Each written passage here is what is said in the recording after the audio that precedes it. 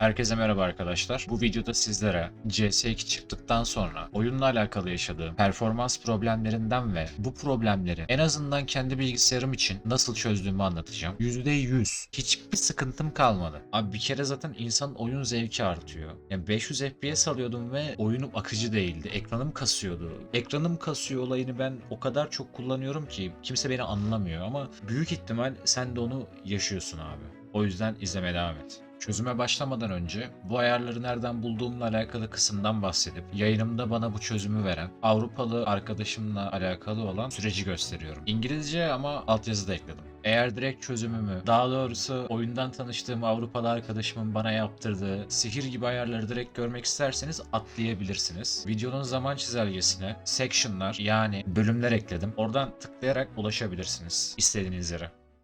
Bu kısımda ısınırken ekranım akıcı olmadığı için canıma tak etmişti ve grafik ayarlarımı açıp arkadaşıma CS2 için grafik ayarı olup olmadığını sordum. O da bana kendi ayarlarının olduğunu söyledi. Ayrıca benim bilgisayarımın iyi olduğunu da ekledi. Ben de ona iyi bilgisayarım olmasına rağmen oyunumun akıcı olmadığını dile getirdim. Daha sonra FPS kitleyip kitlemediğimi sordu ve 240'a sabitlemem gerektiğini ekledi. Bunu yaptığımda sol üstte görebileceğiniz üzere FPS'imin çok sık bir şekilde 100 küsürlere düştüğünü yani kareleri kaybettiğimi fark ettim. Daha sonra Nvidia grafik ayarlarımı arkadaşımın söylediği şekilde beraber ayarladık.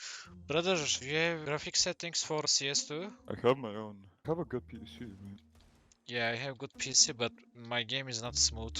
Did you try locking FPS? I didn't try, wait. So lock it on 240 and it should feel... Bro, I see one digits. No. I locked it to 240 and in my screen it always changes to 100s. It's not normal, man. It's not. I'm losing frames, you know. Can you go with Discord and I swear to God I can fix this for you. Yeah, please. That will be great. I will play always CS2 if you fix this. I used to have the same problem in TF2. I had like 2000 FPS and anything above 300 game just dies. What do I do? I'm using this shit Turkish, by the way. I can change it for you if you want. Ah, it's fine. Just go to your desktop. Desktop? Okay. Open your NVIDIA control panel.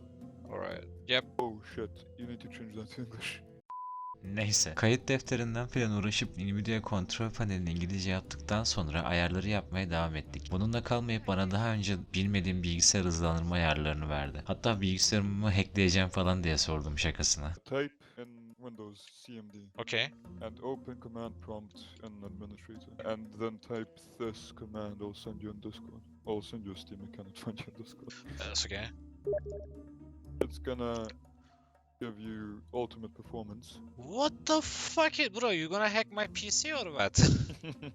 Maybe. No fucking Should be way. I trust you. Don't worry, bro. Power shim.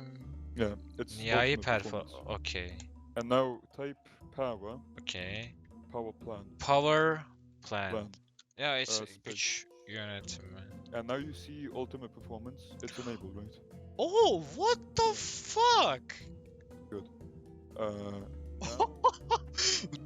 Now, Bro. Okay. do you have launch options for CS? Not really, wait. If it's worse, I will upload this on YouTube, you know? No, it's supposed to be better.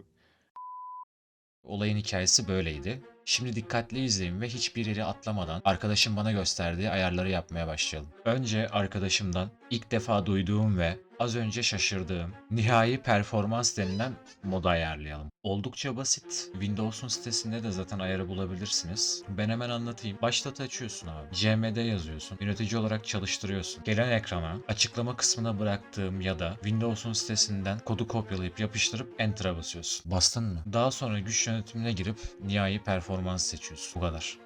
Nihai performans size şöyle açıklayayım. Bunu da videoyu editlerken fark ettim. Size de söyleyeyim. Videoyu editlediğim program Sony Vegas arada sırada çok yük binince şu an kullandığım sistemde bile çöküyordu ki olabilir. Yani donduğu zaman taramıyordum. Şimdi program donuyor mesela. 3-4 saniye sonra kendine geliyor. Çökmüyor. Şerefsizim dayanıyor makine. Bence bu ayar sayesinde.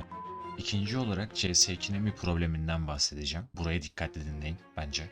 İşlemciniz CS'yi yüksek öncelikle çalıştırmıyor olabilir. Arkadaşlar bu arada high komutunu ben de biliyorum. Linçlemenize şu an hiç gerek yok. Eskiden CSGO'da kullandığımız başlangıç ayarı olan high komutu CS2'de çalışmıyor. Yanlış duymadınız. Ben de görünce çok sinirim bozuldu. Artık o çalışmıyor. Yani bilmiyorum. Belki sadece benim bilgisayarda oluyordur. Fakat arkadaşım beni bu konuda uyardı ve CS'yi her açtığımda kontrol etmem gerektiğini söyledi. Bir bildiği vardır herhalde. Bence siz de bir bakın.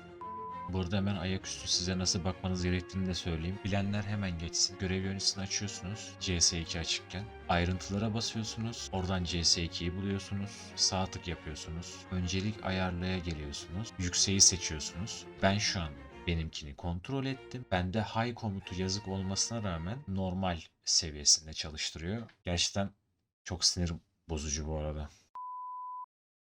Evet, geldik şimdi zurnanın tırtladığı yere. 100 yıllık Nvidia ayar muhabbeti. İşte efendim uygulamayı güncelleyince ayarlar değişiyor mu bilmem ne falan. Abi siz bunların hepsini s**tir edin. Tamam mı? Beni dinleyin. İlk önce monitörünüzde FreeSync ayarı varsa açın arkadaşlar. Daha sonra buradan gelin G-Sync'i aktif edin. Alttakini de seçin. Burası bitti. 3D ayarları kısmına geliyoruz. Genel ayarlar değil. Genel ayarları boş verin. Program ayarlarına girin abi. CS2'yi seçin. Bakın buralar çok detaylı. İlk önce görüntü ölçeklendir kapalı. Ya ben bunu niye kapatıyorum? Çok kötü gözüktürüyor. Kimisi açın falan diyor, işte hızlandırıyor diyor da bence çok kötü arkadaşlar. FPS'i bayağı yükseltiyor ama adamı göremiyorsunuz yani. Çok saçma. Kapalı. Bağlantılı optimizasyon açık arkadaşlar. Bağlantılı optimizasyon zaten açık olmazsa çok az FPS alırsınız. Buna çok dikkat edin. Kimisi burada bütün her şeyi kapatıyor. Burada her şeyi kapatmamak lazım. Uygulamanın birden çok CPU'dan yararlanmasını sağlar diyor. Bakın arkadaşlar. Bu kapalı. Bu da yupular bilmem neler. Bunlar kapalı. Doku süzme kalite gelelim. Bu yüksek performans. Bunu tartışmaya gerek yok. Eş yönsüz örnek optimizasyonun açık olması gerekiyor arkadaşlar.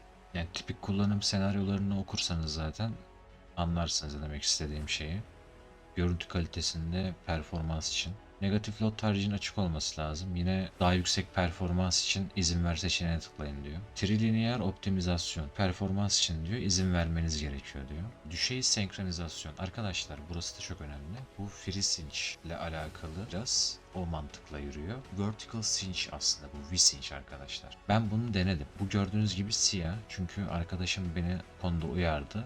Siyah işaretlenmiş olanlar arkadaşımın bana yaptırdıkları. Kapalı olarak işaretletmiş bana. Ben bunu açık da denedim. Hızlı da denedim. Açık sizin zaten FPS'inizi sabitliyor monitör hersinizde. Acayip oluyor. Kapalı yaptığımda 600-700 FPS alıyorum. Hızlı yaptığımda FPS'im 300'e 400'e düşüyor. Bot vurma yerinde bu arada. Ama ben çok fark göremedim. Her türlü akıcı oyun. Bence sizin düşük bir sisteminiz varsa hızlı seçeneğini işaretleyebilirsiniz. Mantıken öyle olması gerekiyor. Düşük gecikme oranı modunu ben ultra'da kullanıyorum. Zaten bu teknoloji kendini kanıtlamış bir teknoloji. Input lag'ınızı azaltıyor. Eş yönsüz süzme tabii ki kapalı. Çok iyi bilgisayarınız varsa açın abi. Güzel gözüktürüyor falan. Tabii ki maksimum performans tercih et diyeceğiz buna. FXR kapalı. Gamma düzeltmesi az önce Reddit'te okudum arkadaşlar. Gamma düzeltmesi muhabbeti kenar yumuşatma MSAA dediğimiz olayla alakalıymış. Ve eski oyunlar, eski uygulamalar için geçerliymiş. Bunun ne olduğunu yok. Ben açık kullanıyorum. Fark etmiyor. Monitör teknolojisi. G-Sync uyumlu varsa G-Sync uyumluyu seçeceğiz tabii ki. Bunu seçelim. Bu da böyle olsun. Bunları hiç ellemeyin. Neymiş? Bunun otomatikte kalması gerekiyor arkadaşlar. Evet, başka da bir şey yok. Bu arada bu videoyu çekerken CS2'ye bir daha güncelleme geldi. Şu an 18.11.2023 sabahı. Bu arada yoruldum. Ben de tam bundan bahsedecektim. Belki monitörünüzde FreeSync ya da bir takım input lag engelleyiciler olmayabilir. Umarım bu gelen güncellemelerle beraber daha da optimize ederler. Ki bu güncellemede... Bana koyayım, küllüğüm yanıyor bir saniye. İtfaiye.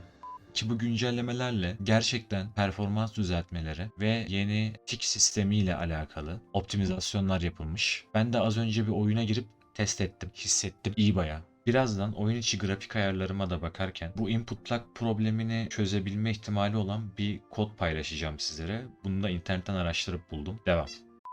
Evet arkadaşlar, yüzlük kuyruğuna geldik. Hadi girelim. Kafiyeli oldu. Arkadaşlar ilk önce görüntü ayarlarında görüntü modunu tam ekran pencereli değil, tam ekran oynamanız lazım. Ya bunlar benim kendi ayarlarım. Bu önemli. Gelişmiş görüntüye gelirsek, oyuncu kontrastı etkin bende. Keskinliği yumuşatma modu 4x MSA. Neden? Arkadaşlar çünkü bu buglu. Bunu hala düzeltmediler. Eskiden de bugluydu. Hala bug. Herhalde düzelseler güncellemeyle bunu duyururlar. Bu hepsini düşük yaptığınız zaman bok gibi oluyor görüntü. O yüzden bunu 4x yapıyorsunuz. Önerilen ayarda kalıyor bu. Hem daha fena olmayan bir şekilde gözüküyor adamlar. Hem de performans etkilemiyor gerçekten. Aynı şekilde yüksek dinamik aralık da kalitede benim. Performansı çekmemle veya kaliteden bir şey yapmamla pek bir şey etkilemiyor. Şunu söyleyeyim. Nvidia refleks düşük gecikme etkinleştirildi ve yükseltildi. Bu arkadaşlar. Ayarlar bunlar. Unutmadan kodu yazalım. Arkadaşlar ben kopyala yapıştır yaptığım için direkt böyle basıyorum. Bu normalde false arkadaşlar. Bak ben bunu true yaptım. Bende de değişmişim. Bunu true yapıyorsunuz ve input lag'ınız azalıyor. Azalma ihtimali var daha doğrusu. Bu da benden bonus olsun size. Ayarlar bu arkadaşlar. SS alın. Kopyalayın. Yani benim o arkadaşımın yaptırdığı ayarlar bunlar. Tamam mı? Yani çocuk biliyor. Uygulayın. Olur. Ekstra daha bir bonus vereyim. Ses ayarı. Bunu ben keşfettim. Sol sağ izolasyonunu %100'e çektiğiniz zaman adamları daha iyi duyuyorsunuz. Hadi eyvallah.